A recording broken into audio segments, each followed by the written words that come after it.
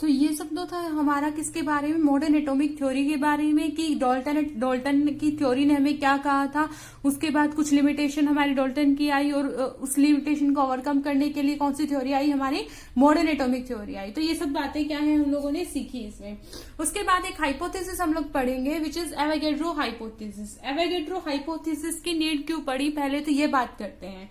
Actual में जब हम लोग क्या कर रहे थे, मतलब साइंटिस्ट लोग क्या कर रहे थे, जो हम लोगों ने थ्योरी पढ़ी थी गे-लुसाक्स लॉ के बारे में, जो हम लोगों ने पढ़ा था गैशियस वॉल्यूम ऑफ गे-लुसाक्स लॉ, और डाल्टन एटॉमिक थ्योरी को कोरिलेट कराने की कोशिश की गई। आप लोगों को पता ही है कि डाल्टन ने क्या बताया था, मास से रिलेटेड टर्म बताई थी, राइट, और गे-लुसाक्स ने क्या बताई थी, हमें गैशियस वॉल्यूम के बारे में बताया था। तो जब इन दोनों को क्या किया जा रहा था, कोरिलेट करने की आपस में कोशिश की जा रही थी, तो एक साइंटिस्ट आए, एक स्वीडिश साइंटिस्ट थे, विच इज कौन थे वो, बर्जेलियस थे। ठीक है, कब आए थे वो, 1811 में आए थे। कब आए थे बच्चे, 1811 में आए थे, एक स्वीडिश साइंटिस्ट बर्जेलियस। तो उन्होंने क्या दिया, अपनी एक जनरलाइजेशन दी। ठीक है, तो इसे उस जनरलाइजेशन को बर्जेलियस हाइपोथेसिस भी कहा जाता है। तो सबसे पहले देखते हैं बर्जेलियस हाइपोथेसिस ने क्या कहा। इसने कहा that equal volumes of all gases, equal volume of all gases contain equal number of atoms under similar condition of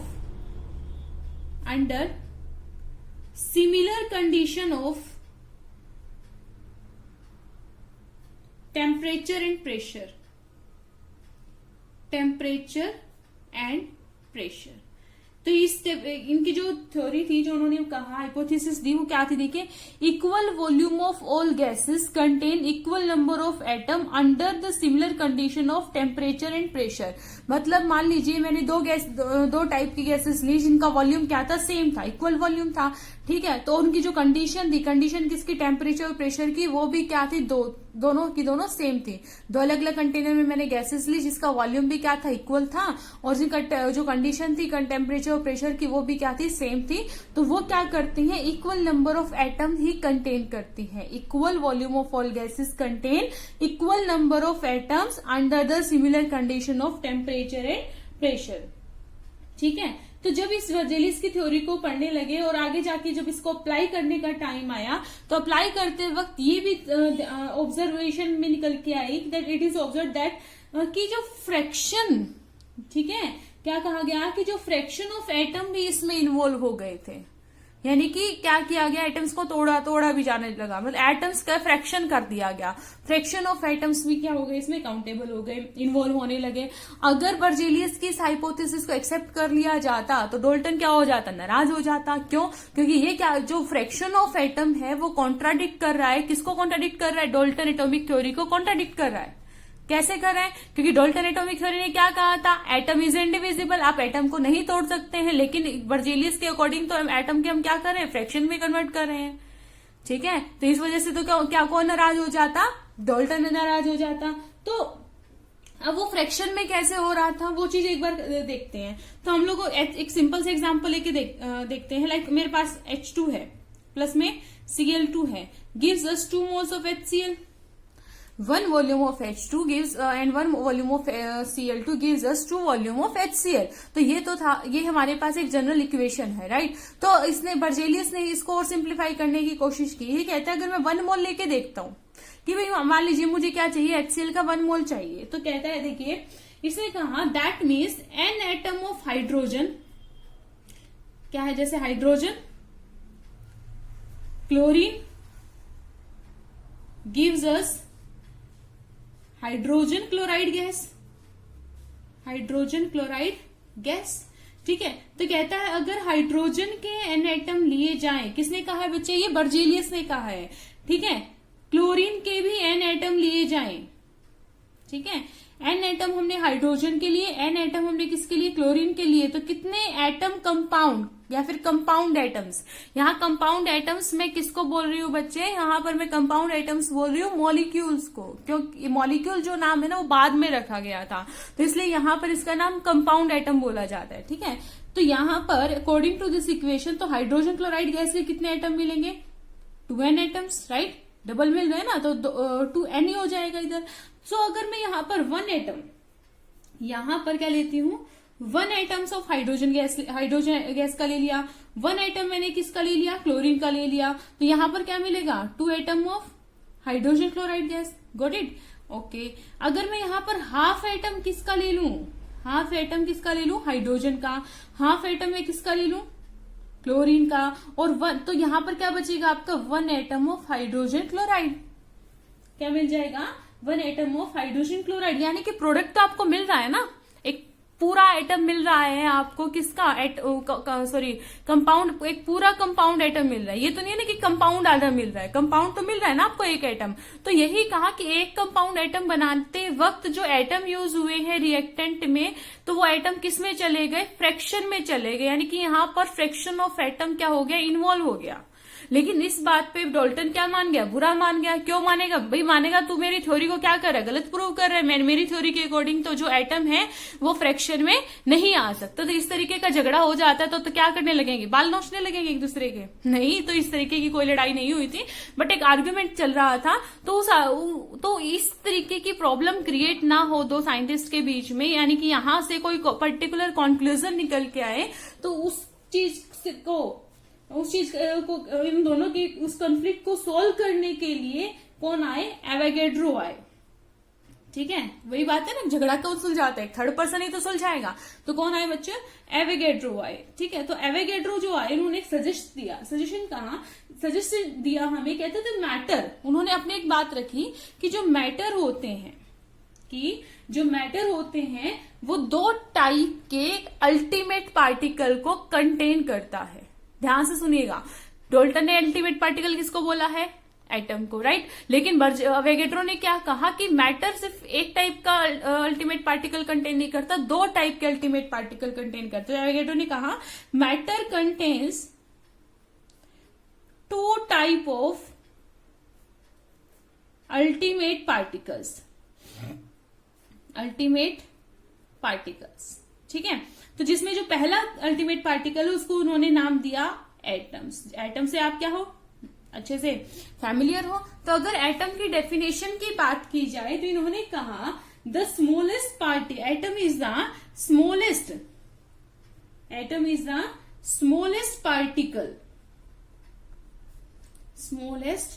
particle of किसका, an element which may or may not have independent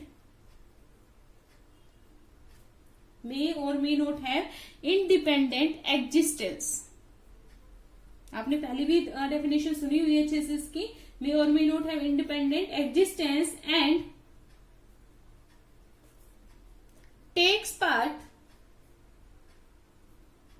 take part in chemical reaction। क्या है ये, cold atom. यानी कि जो atom है वो क्या है बच्चे, स्मॉलेस्ट पार्टिकल है किसी एलिमेंट का स्मॉलेस्ट पार्टिकल है जो क्या है, इंडिपेंडेंटली एग्जिस्ट कर भी सकता है और नहीं भी कर सकता है। ठीक है, इसके एग्जांपल भी देखेंगे, जो और किसी केमिकल रिएक्शन के अंदर। तो इसके साथ साथ ये तो था इसका क्या कि पहला अल्टीमेट पार्टिकल। तो जो दूसरा अल्टीमेट पार्टिकल है वो क्या है, मॉलिक्यूल्स। क्या है, मॉलिक्यूल। तो मॉलिक्यूल क्या कहा, the smallest particle of a substance. ध्यान से सुनना, दोनों में डिफरेंस। ये एलिमेंट की बात कर रहा है, एलिमेंट की सबसे छोटी यूनिट, और यहां पर ये सब्सटेंस की सबसे छोटी unit. The smallest particle of a substance,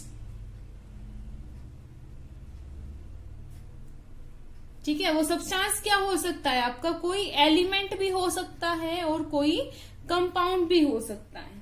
ठीक है, capable of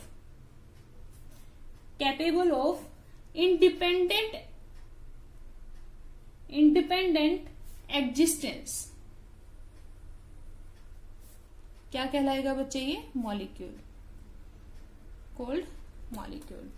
the smallest particle of a substance में आपका एलिमेंट और कंपाउंड हो सकता है, capable of independent existence, atom की इंडिपेंडेंट एग्जिस्टेंस हो भी सकती है और नहीं भी हो सकती, लेकिन मॉलिक्यूल हमेशा किस फॉर्म में रहता है, आपका इंडिपेंडेंट फॉर्म में ही रहता है।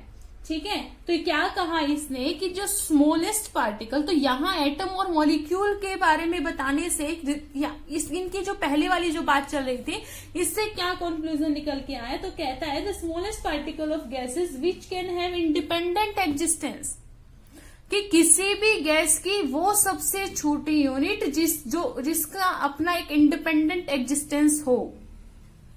एटम इंडिपेंडेंट हो भी सकते हैं, नहीं भी हो सकते, लेकिन मॉलिक्यूल हमेशा क्या होते हैं, इंडिपेंडेंट होते हैं। ठीक है, पहली बात तो हुई ये। अब कहता है गैसियस मॉलिक्यूल की, ध्यान से सुनिए, मैं गैसेस की बात कर रही हूं, तो कहता है कि गैसेस की, ठीक है, गैसेस के सबसे छोटी यूनिट, गैसेस की वो सबसे छोटी यूनिट जिसकी एक इंडिपेंडेंट एग्जिस्टेंस रखता हो, वो क्या होते हैं, मॉलिक्यूल्स कहलाएंगे। ठीक है, उनको हम क्या कहेंगे, मॉलिक्यूल्स कहलाएंगे, क्योंकि गैसेस के अंदर जो एटम्स होते हैं वो इंडिपेंडेंटली नहीं मिलते। फॉर एग्जाम्पल में मान के चलती हूँ, आपने H2 सुना है, हमेशा सुना है, तो H2 के अंदर कितने एटम ऑफ हाइड्रोजन है, 2। ठीक है, क्या आपने सुना हाइड्रोजन गैस को आपने कभी H लिखा है, नहीं, इसको आप क्या बोलते हैं, हाइड्रोजन एटम बोलते हैं। तो जब भी गैस की बात आती है तो आप हमेशा क्या लिखते हैं, H2 लिखते हैं। आप गैस की बात करते हैं ऑक्सीजन, तो आप हमेशा O2 लिखते हैं, कभी O लिखते हैं, नहीं, ऑक्सीजन सिंपल बोलेंगे, लेकिन ऑक्सीजन गैस की जब बात आएगी तो आप क्या लिखेंगे, O2। क्लोरीन गैस की अगर बात आती है तो आप हमेशा क्लोरीन कभी नहीं लिखेंगे, आप क्या लिखेंगे, Cl2 लिखेंगे। समझ में आ रही है बात, क्योंकि ये क्या है, इंडिपेंडेंटली एग्जिस्ट करते हैं, ये इंडिपेंडेंटली एग्जिस्ट नहीं करते, और ये क्या है, अकेले एक क्या है, ये एटम। ठीक है, तो इस तरीके से क्या किया इन्होंने, इसका झगड़ा आपस में सुलझाया। तो यहां से क्या हुआ बच्चे, डाल्टन की थ्योरी भी क्या हुई, रॉन्ग प्रूव नहीं हुई, और जो है बर्जेलियस की बात को भी रख लिया गया। ठीक है, तो यहाँ पर आई थिंक आपको ये बात क्लियर हुई होगी। तो इन्होंने क्या किया, इन्होंने जो अवेगेड्रो थे, इन्होंने बर्जेलियस की हाइपोथेसिस को उठाकर ही उसमें थोड़े से चेंजेस किए, और उन चेंजेस को लाके एक एवेगेड्रो हाइपोथेसिस हमें प्रोवाइड की। तो अगर देखिए इसकी कंक्लूजन के अकॉर्डिंग बात करें तो क्या कहता है ये, हमारे पास क्या था, H2 प्लस में Cl2 गिव्स अस 2 HCl। तो according to Berzelius for 1 HCl क्या आ रहा था, हाफ ऑफ H2 ले रहे थे, हाफ ऑफ क्या ले रहे थे हम लोग, Cl2 ले रहे थे, जिससे 1 ऑफ HCl आ रहा था हमारे पास, 1 मोल ऑफ HCl आ रहा था, राइट। तो अब ये अगर मैं बात करूं तो यहां पर आधा मॉलिक्यूल ऑफ हाइड्रोजन है, क्या है, आधा मॉलिक्यूल ऑफ हाइड्रोजन। ठीक है, एक मॉलिक्यूल ऑफ हाइड्रोजन कितने एटम कंटेन करता है, 2। एक मॉलिक्यूल ऑफ हाइड्रोजन कितने एटम कंटेन करता है, 2। तो आधा मॉलिक्यूल ऑफ हाइड्रोजन कितने एटम कंटेन करेगा, 1 atom of hydrogen and 1 atom of chlorine, and तो ये 1 एटम ऑफ क्या मिल गया मुझे, HCl कंपाउंड मिल गया। समझ में आ रही है बात। तो यहां पर देखिए डाल्टन क्या है, डाल्टन का भी टेंशन खत्म हो गई, क्योंकि अगर ये हाफ इधर कर भी देता है तो यहां पर मॉलिक्यूल फ्रैक्शन में गया है, लेकिन एटम अभी भी सिंगल एक पूरा का पूरा बचा हुआ है ना, मॉलिक्यूल का फ्रैक्शन हुआ है, ना कि एटम का फ्रैक्शन हुआ है। क्योंकि डाल्टन को तो सिर्फ इस बात पे झगड़ा था कि भाई तूने एटम को फ्रैक्शन में क्यों बोला, एटम तो टूट ही नहीं सकता। ठीक है, तो यहां से क्या किया गया, मॉलिक्यूल को फ्रैक्शन में माना गया, और ये क्या है, आपकी सिंगल यूनिट ऑफ एटम मिल रही है इसको। तो जो चेंजेस आए वहां से उस हाइपोथेसिस में से, तो उस हाइपोथेसिस से जो नई हाइपोथेसिस निकल के आई, which is Avogadro's hypothesis, Avogadro's hypothesis. तो एवोगैड्रो हाइपोथेसिस क्या कहती है, देखिए जो हमने बर्जेलियस हाइपोथेसिस पढ़ी थी लगभग उससे बिल्कुल सिमिलर है। कहता है under similar condition of temperature and pressure equal volumes of all gases contain equal number of molecules,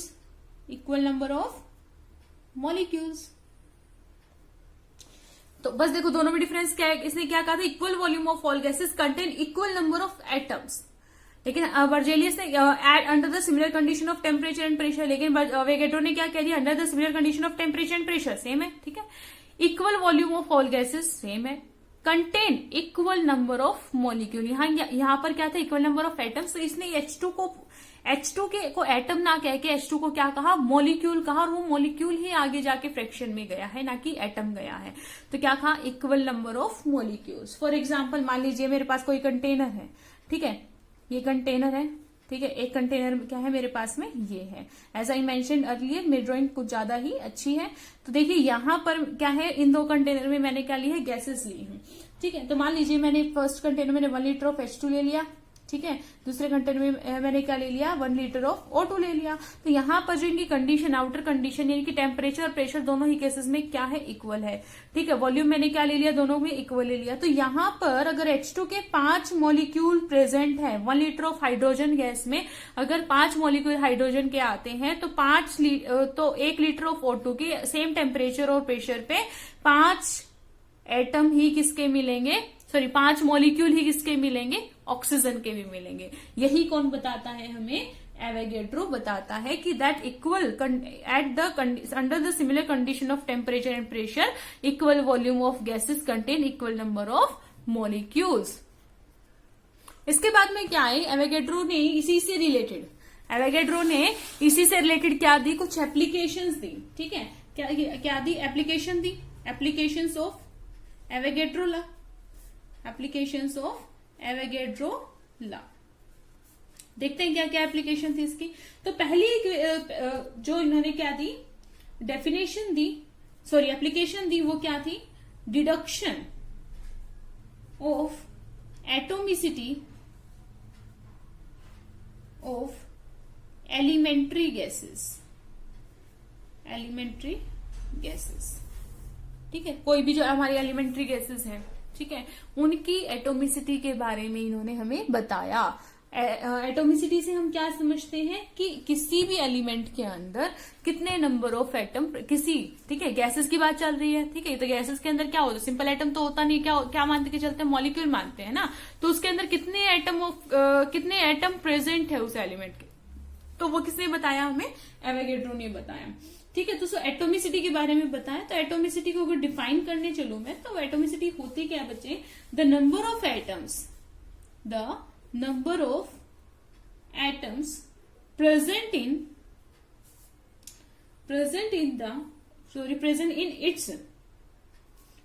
in its one molecule. तो उसके किसी भी गैस के एक मॉलिक्यूल के अंदर कितने एटम प्रेजेंट हैं, मॉलिक्यूल ऑफ द सब्सटेंस, ठीक है, इज कॉल्ड इट्स एटोमिसिटी।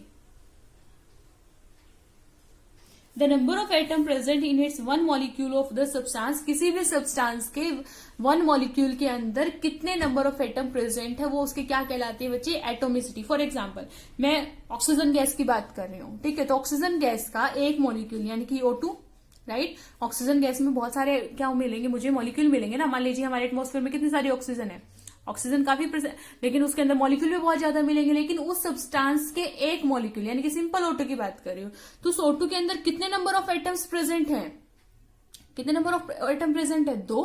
तो यहाँ पर ऑक्सीजन की जो एटोमिसिटी हो जाएगी वो कितनी हो जाएगी, 2। ऐसे ही हाइड्रोजन गैस होती है। तो हाइड्रोजन गैस के एक मॉलिक्यूल के अंदर कितने नंबर ऑफ एटम प्रेजेंट है, हाइड्रोजन के कितने हैं, 2। तो ये जो 2 है ये क्या कहलाती है बच्चे, इनकी एटोमिसिटी कहलाती है। देखिए नोबल गैसेस यहाँ पर एक्सेप्शन होती है, हमारे पास में नोबल गैसेस मॉलिक्यूलर फॉर्म में नहीं मिलती है। तो जो हमारी नोबल गैसेस है, लाइक मेरे पास में हीलियम है, ठीक है, मेरे पास नियोन है, आर्गन है, वो हमेशा इसी फॉर्म में लिखी जाती है। तो इसको हम एटम ही बोल के चलते हैं, ठीक है। इनकी हम बात नहीं कर रहे क्योंकि आपको पता ही है नोबल गैसेस किसी के साथ बॉन्डिंग नहीं करती है, मॉलिक्यूल के फॉर्म में नहीं मिलती हैं, एटम के फॉर्म में मिलती हैं, ठीक है। लेकिन हम इसको जो हमारे नोबल गैसेस है इनको भी काफी बार हम लोग क्या कह देते हैं, एटम भी बोल देते हैं, मॉलिक्यूल भी बोल देते हैं। तो उन्हीं भी क्या होते हैं, करेक्ट होते हैं, बट मोस्ट अप्रोप्रिएट एटम ही रहता है, लेकिन वो अंडरस्टूड होगा हम लोगों के लिए, ठीक है। तो अगर मैं यहां पर बात करूं कि 1 मॉलिक्यूल ऑफ O2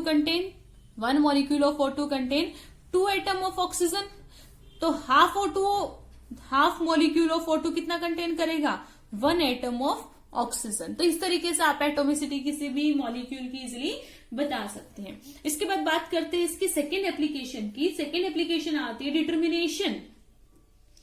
किस चीज को डिटरमाइन किया था इन्होंने, एक रिलेशनशिप निकाले थे, ठीक है, determination of relationship between vapour density and molar mass of gas.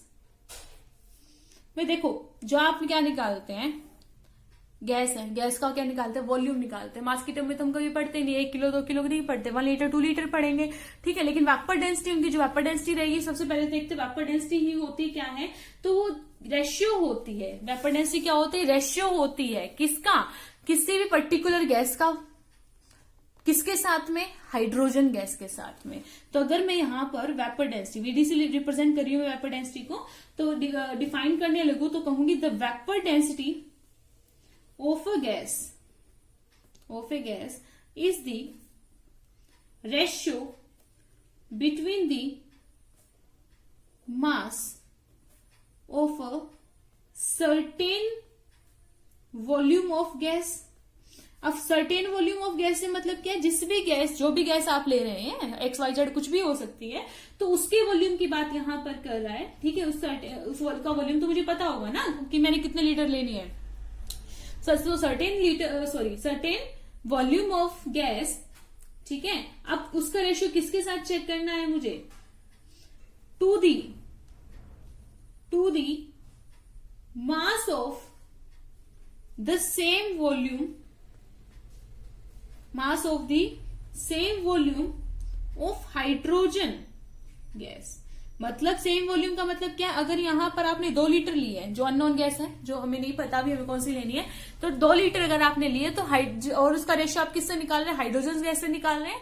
तो यहां पर जो आपको हाइड्रोजन गैस लेनी है बच्चे, वो भी कितनी लेनी पड़ेगी, 2 लीटर ही लेनी पड़ेगी, ठीक है। Hydrogen gas under similar condition of temperature and pressure.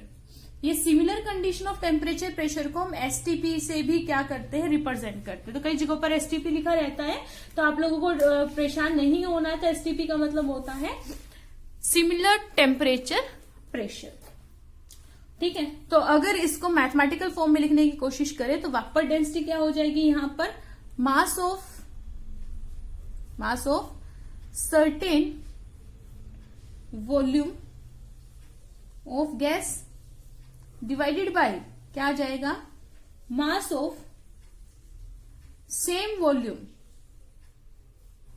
Of hydrogen gas. किसका सेम होगा, जो भी गैस हमने ली है, कोई सर्टेन वॉल्यूम की गैस ली है, तो जो हाइड्रोजन गैस का जो वॉल्यूम रहेगा वो भी क्या रहेगा, यही रहेगा, ठीक है। अब क्या है बच्चे, इसको हम थोड़ा सा और इलेबोरेट करने की कोशिश करते हैं, क्योंकि हमें क्या निकालना है, रिलेशनशिप निकालना है ना, ठीक है। अभी तो हमने क्या जाना है सर, वेपर डेंसिटी के बारे में जाना है, हमें क्या निकालना है, रिलेशनशिप निकालना है मोलर मास के साथ में। तो ये तो थी क्या, वेपर डेंसिटी। अब इसको रिलेट करने की कोशिश करेंगे। तो मान लीजिए मैंने क्या ले लिया कि किसी सर्टेन, आपने कोई वॉल्यूम ली, उस वॉल्यूम ऑफ गैस लिया 1 लीटर 2 लीटर, तो उसके अंदर आपको पता होगा कि उसमें गैस के कितने मॉलिक्यूल आए। तो मान लीजिए कि n number of molecule present थे, ठीक है। तो मान लीजिए वेपर डेंसिटी लिख सकती हूं मैं यहां से कि mass of n molecule of gas. देखो यहां पे क्या था, गैस का टोटल वॉल्यूम की बात कर रहा था, मुझे किस टर्म में निकालना है, इसको मास की टर्म में निकालना है। तो किसका मास देखेंगे, मॉलिक्यूल ऑफ गैस का मास चेक करेंगे हम यहाँ पे, ठीक है। तो mass of certain volume of gas, mass of, तो मान लिया मैंने उस वॉल्यूम ऑफ गैस के अंदर n number of molecule present है, तो बस वॉल्यूम ऑफ गैस की जगह पे मैंने क्या लिख दिया, mass of n molecule of gas. तो यहाँ पर अगर n मॉलिक्यूल किसके हैं, गैस के हैं, तो अकॉर्डिंग टू एवोगैड्रो हाइपोथेसिस, अगर हमने सेम वॉल्यूम की ली है गैसेस, सेम वॉल्यूम की गैसेस ली हैं under the similar condition of temperature, तो उनमें नंबर ऑफ मॉलिक्यूल्स भी क्या मिलेंगे, सेम मिलेंगे। एवोगैड्रो हाइपोथेसिस में ऑलरेडी ये चीज पढ़ चुके हैं। तो यहां क्या आ जाएगा, mass of n molecule of hydrogen gas ठीक है, कुछ नहीं किया बच्चे, वॉल्यूम में किस में रख लिया हमने, मॉलिक्यूल के फॉर्म में रख दिया। तो चलो ठीक है, अब हम n नंबर ना लेके अगर 1 कर देती हूँ तो नीचे भी क्या मिलेगा, 1 ही मिलेगा। So vapour density will equal to be mass of 1 molecule, एक के लिए चेक करके देख लेते हैं, 1 molecule of gas divided by mass of 1 molecule of hydrogen gas. मानते हो इस बात को? ठीक है ना, ओके। अब इसको थोड़ा सा और खोलने की कोशिश करते हैं। अब मुझे ये तो नहीं पता ना कि कौन सी गैस है, कोई भी सर्टेन गैस हो सकती है। तो उस एक मॉलिक्यूल, जैसे O2 के अंदर हमने देखा था, तो उसकी एटोमिसिटी कितनी थी, 2 की। एक मॉलिक्यूल ऑफ ऑक्सीजन के अंदर 2 एटम है। तो अब कोई और गैस भी हो सकती है, कोई और गैस के अंदर कोई और एटोमिसिटी भी हो सकती है। ठीक है, तो जैसे सल्फर होती है, एसिड होता है हमारे पास में। ठीक है, तो तो चलो वो तो सॉलिड फॉर्म में भी मिलता है मोस्टली मुझे, लेकिन नॉर्मली मैं बात कर रही हूँ जिससे कोई भी मॉलिक्यूल होता है तो मुझे नहीं पता ना उसकी एटोमिसिटी क्या है, वो तो डिपेंड करता है कि आपने कौन सी गैस ली है। तो यहां पर तो क्या रहेगा मेरा, मास ऑफ 1 मॉलिक्यूल ऑफ गैस, वो तो डिपेंड करता है आपने गैस कौन सी ली, डिवाइडेड बाय। तो लेकिन यहां पर मुझे एक गैस कंफर्म है विच इज हाइड्रोजन गैस। तो हाइड्रोजन गैस क्या होती है आपकी, H2, और हाइड्रोजन गैस की जो एटोमिसिटी होती है कितनी होती है, 2, यानी कि एक हाइड्रोजन के मॉलिक्यूल के अंदर 2 एटम ऑफ हाइड्रोजन प्रेजेंट है। तो इस वाली इक्वेशन को क्या मैं ऐसे लिख सकती हूँ, mass of 2 atoms of hydrogen, 2 atoms of hydrogen. ठीक है, अब बच्चे एक चीज निकल के आती है, कहते हैं मास of 1 molecule of gas divided by mass of 1 atom of hydrogen. यानी कि जब मास किसी भी गैस का, किसी भी चीज का कोई मास होता है, किसी एक यूनिट के लिए बात कर रहे हैं हम, ठीक है, मॉलिक्यूल है ये, कि किसी भी एक मॉलिक्यूल का जब हम क्या निकालना चाह रहे हैं, मास निकालते हैं, तो मतलब पहले टाइम में जब इनका मास निकालने के लिए किससे कोलेट किया जाता था, हाइड्रोजन से कोलेट किया जाता था। हालांकि ये जो चीज है वो हम जो है थोड़ा आगे जाके पढ़ेंगे डिटेल में। तो यहां से एक चीज निकल के आती है, तो ये जो रेशियो होता है, अगर मैं यहाँ पे लिख दूं कि 2 बाहर, तो अगर इसको एक से ही, यानी कि एक एटम से ही कोलेट किया जाता था, एटम से, तो इस टर्म को हम कहते थे मोलर मास।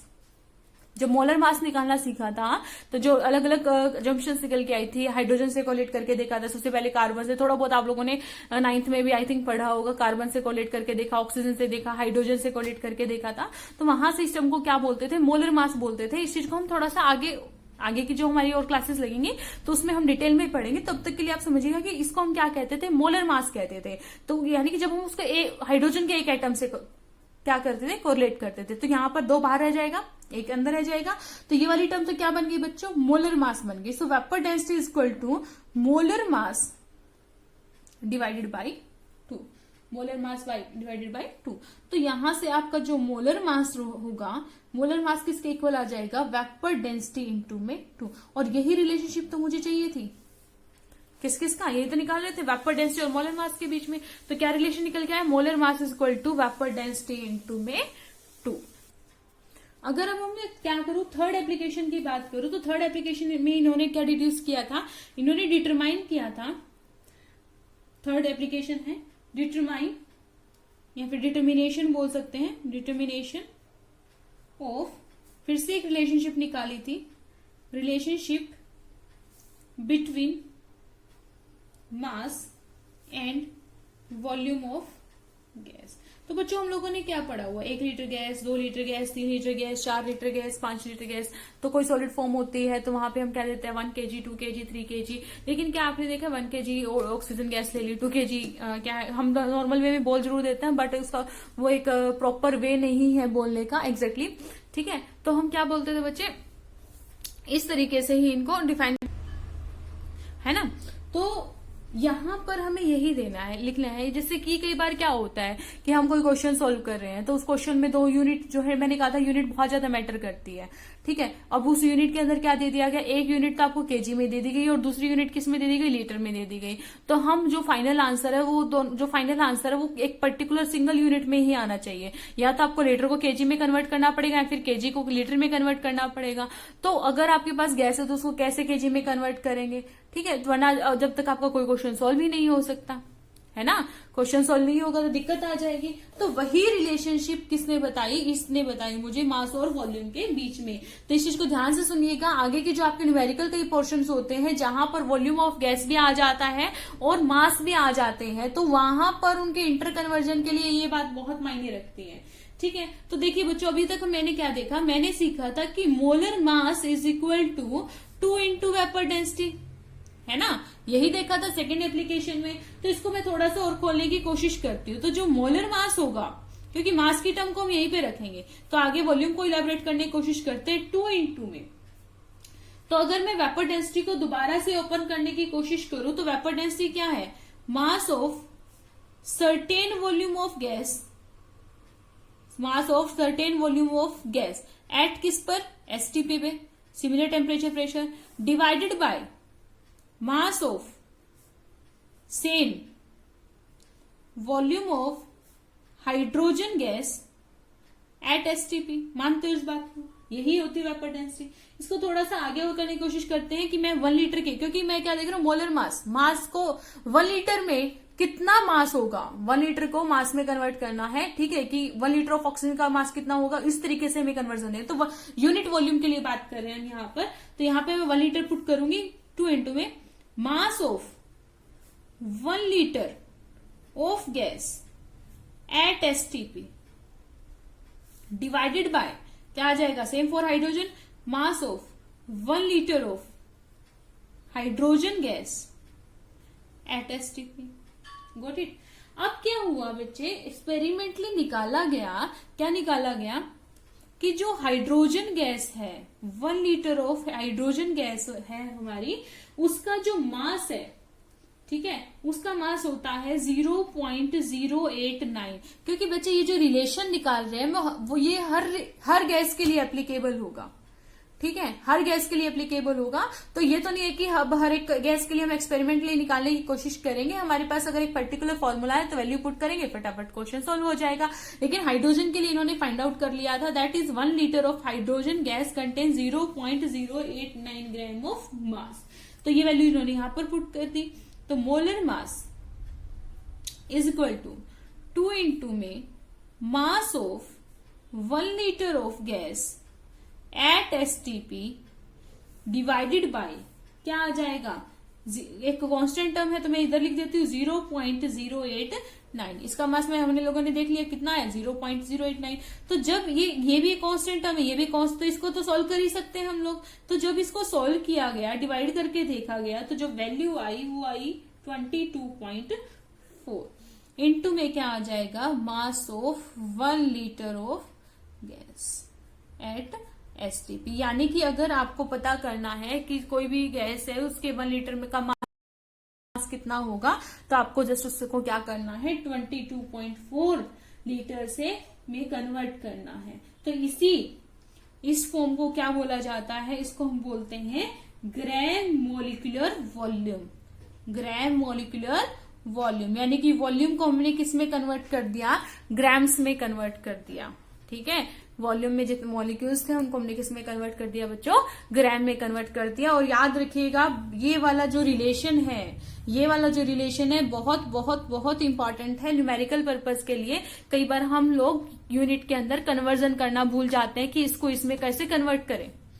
इसको कई बार मोलर मास को वॉल्यूम में कन्वर्ट करना पड़ जाता है, तो इसको डिवाइड कर देंगे, है ना, कि कोई गैस कोई भी सब्सटेंस दिया हुआ है यहाँ पर, उसका मास इतना दे दिया, लेकिन हमें उसका आंसर किस में चाहिए, लीटर वॉल्यूम में चाहिए, तो उसको 22.4 से मल्टीप्लाई कर देंगे। रिवर्स चाहिए तो 22.4 से क्या कर देंगे, मल्टीप्लाई कर देंगे। तो बच्चों ये तो क्या था आपका एवोगैड्रो हाइपोथेसिस के बारे में, जिसमें हम लोगों ने क्या सीखा था, उसने कहा था कि under the similar condition of temperature and pressure equal volume of all gases contain equal number of molecules. उसके बाद में हम लोगों ने क्या सीखा था, एवोगैड्रो की हमने कुछ एप्लीकेशंस देखी थी। एप्लीकेशन में हमने सबसे पहले क्या देखा था, एटोमिसिटी निकालना सीखा था कि किसी पर्टिकुलर गैस के अंदर, एक के मॉलिक्यूल के अंदर उसमें कितने नंबर ऑफ एटम होंगे, वो क्या कहलाती है, उसकी एटोमिसिटी कहलाती है। फिर हम लोगों ने वेपर डेंसिटी और किसके बीच में, मोलर मास के बीच में रिलेशनशिप देखा। वेपर डेंसिटी क्या होती है कि जो आपका मास होता है certain volume of gas to the mass of the same volume of hydrogen gas at, याद रखिएगा ये जरूरी है, एट एसटीपी। ये नहीं है कि आपने जो सर्टेन गैस ऊपर वाली जो गैस ली है वो किसी और टेम्परेचर प्रेशर पे ले ली और हाइड्रोजन क्या है वो और टेम्परेचर प्रेशर पे ले ली। अगर आप यहां पर टेम्परेचर प्रेशर डिफरेंट कर देते हैं तो वहां एवोगैड्रो हाइपोथेसिस को फॉलो नहीं करेगा, क्योंकि उसने क्या कहा था कि सिमिलर टेम्परेचर प्रेशर में ही इक्वल वॉल्यूम में इक्वल नंबर ऑफ मॉलिक्यूल्स होंगे। ठीक है, तो यहां से इन्होंने क्या किया था, मोलर मास के बीच में और वेपर डेंसिटी के बीच में रिलेशनशिप निकाली थी। वो रिलेशनशिप क्या आई थी हमारी, molar mass is equal to 2 में वेपर डेंसिटी। उसके बाद में थर्ड एप्लीकेशन हम लोगों ने पढ़ी थी। यहां पर जो थर्ड एप्लीकेशन हम लोगों ने निकाली, रिलेशनशिप निकाली थी किसके बीच में, मास और वॉल्यूम के बीच में। तो मास और वॉल्यूम के बीच में जब रिलेशनशिप निकाली हमने तो देखा था कि मोलर मास किसके इक्वल होता है, 2 वेपर डेंसिटी। इस वेपर डेंसिटी को मैंने इलेबोरेट कर दिया, 1 लीटर के लिए चेक कर लिया, लेकिन 1 लीटर ऑफ हाइड्रोजन गैस का मास मुझे पता था कितना होता है, 0.089। तो यहां पर 0. ये क्या दोनों कांस्टेंट वैल्यू आ गई, जब इसको डिवाइड किया तो क्या आ गया 22.4 आ गया। तो यहां पर रिलेशनशिप क्या आई, molar mass is equal to 22.4। So I hope यहां तक आपको जो टॉपिक है वो क्लियर हुआ होगा। बच्चे ध्यान से पढ़ना है। मैं बार बार बोलती हूँ कि जो आपकी +1 की क्लास है बहुत बेसिक क्लास है, इसीलिए क्या है मैं थोड़ा सा आपको स्लोली पढ़ाने की कोशिश करती हूँ ताकि जो एक एक चीज है आपके माइंड में अच्छे से समझ में आ जाए। क्योंकि यहाँ पर अगर आपका बेस बन जाता है, छोटी छोटी चीजों में पकड़ बन जाती है, तो वही जाके आगे आगे आपके बहुत काम में आती है। वरना फटाफट तो मैं इजिली करा सकती हूँ, मेन टॉपिक करा दी, हाँ भाई सिलेबस हो गया, that is not the proper way. ठीक है, हमें क्या करना है, बेसिक। क्योंकि मैं मेन चीज ही मैं इस चीज को मानती हूँ, जब तक आपका बेसिक कमजोर है आप आगे जो मेन टॉपिक्स होते हैं उन पर फोकस नहीं कर पाएंगे, क्योंकि छोटी छोटी दिक्कत फिर आप क्या करेंगे, गूगल करेंगे। अगर आपके बेसिक स्ट्रॉन्ग है तो उस चीज को समझने में बहुत आसानी होती है। तो मैं आपको यही रिकमेंड करूंगी, वीडियो को ध्यान से सुना कीजिए। ठीक है, और अपने प्रैक्टिस जो देखिए मैंने क्वेश्चन करा दिया तो उस पर प्रैक्टिस करना मैंडेटरी है। प्रैक्टिस सबसे ज्यादा जरूरी है। हर एक फॉर्मूले से रिलेटेड, हर एक टॉपिक से रिलेटेड आप उस पर क्वेश्चन ढूंढिए, क्वेश्चंस को सॉल्व करने की कोशिश कीजिए, और यही हैबिट जो है आपके आगे तक काम आने वाले हैं। ठीक है, आई होप आपको ये बात समझ में आई होगी। तो अपना प्रैक्टिस करते रहिए बच्चों, अपना ध्यान रखिएगा। Thank you so much.